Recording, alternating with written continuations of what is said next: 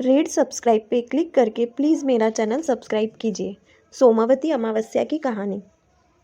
एक साहूकार के साथ बेटे और बस एक बेटी थी। इनके घर अक्सर एक ब्राह्मण भिक्षा मांगने आता था।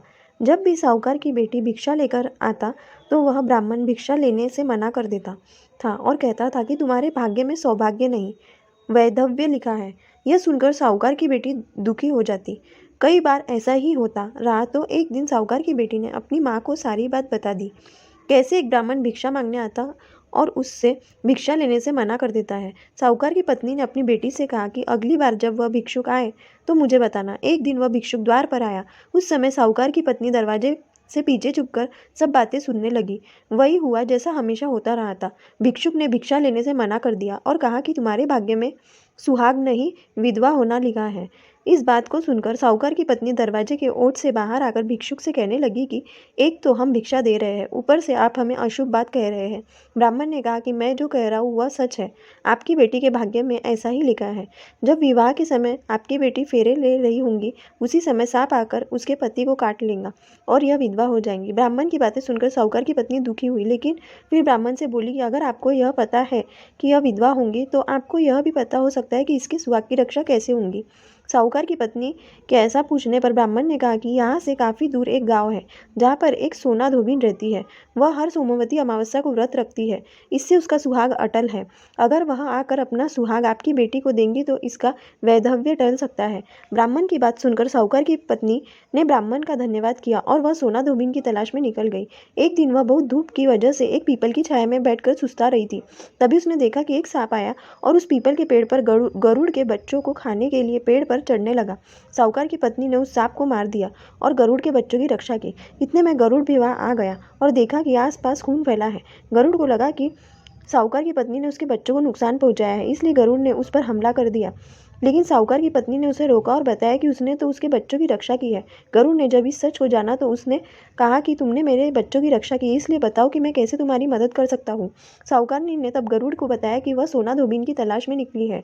अगर वह उसे वहां तक पहुंचा दे तो बहुत उपकार होगा। साहूकारनी को गरुड़ ने सोना धोबिन के गाँव पहुंचा दिया। सोना धोबिन के साथ बेटे और बहुएं थी, लेकिन बहुओं में घर के काम को लेकर कहासुनी होती रहती थी। साहूकारनी को एक उपाय सूझा और वह हर रात जब सभी लोग सो जाते थे तो सोना धोबिन के घर से चुपके से चली जाती और घर का काम करके निकल आती। कई दिनों तक ऐसा चला तो एक दिन सोना धोबिन छुप कर बैठ गई और सब कुछ देख लिया। जब साहूकारनी जाने लगी तो धोबिन ने उसे पकड़ लिया और पूछा कि तुम कौन हो और यहाँ इस तरह मेरे घर का काम क्यों करके चली जाती हो। साहूकारनी ने कहा कि मैं सब बता दूंगी, पहले वचन दो कि सब सच जानने के बाद तुम मेरी मदद करोगी। सोना धोबिन ने साहूकारनी को वचन दिया। साहूकारनी ने सब बातें सोना धोबिन को बता दिया और अपने साथ चलने के लिए कहा। सोना धोबिन साहूकारनी के साथ चल दी और अपनी बहुओं से कहा कि मेरे लौटने तक हो सकता है कि तुम्हारे ससुर जी की मृत्यु हो जाए, लेकिन इनके शरीर को तेल में डुबोकर रखना, अंतिम संस्कार मत करना। सोना धोबिन साहूकारनी के घर आ गई और जब साहूकारनी की बेटी की शादी हो रही थी तब फेरों के समय एक सांप लहलहाता हुआ चला आया। सोना धोबिन ने उस सांप के आगे दूध और लावा रख दिया और जैसे ही वह दूध पीने लगा धोबन ने उसे मार दिया। इसके बाद सोना धोबन ने कहा कि अब तक जो भी सोमवती अमावस्या मैंने किया है उसका पुण्य फल मैं साहूकारनी की बेटी को दे देती हूँ। इसके बाद साहूकारनी की बेटी का वैधव्य टल गया और वह सौभाग्यवती बन गई। इसके बाद सोना धोबन अपने गांव लौटने लगी तो एक दिन रास्ते में ही सोमवती अमावस्या आ गई। धोबन ने इस दिन व्रत रखा और पीपल की पूजा की, कथा का पाठ किया। इस बीच सोना धोबिन की पति की मृत्यु हो गई थी। जब वह घर लौटी तो उसने अपने रास्ते में किए सोमवती अमावस्या का पुण्य अपने पति को दे दिया। इससे उसका मरा हुआ पति फिर से जीवित हो उठा।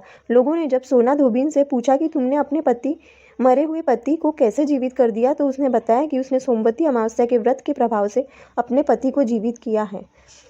इसलिए तभी से ऐसा कहा जाता है कि अपने पति की लंबी आयु की कामना के लिए सोमवती अमावस्या का व्रत एवं कथा सुननी चाहिए। Please subscribe to my channel.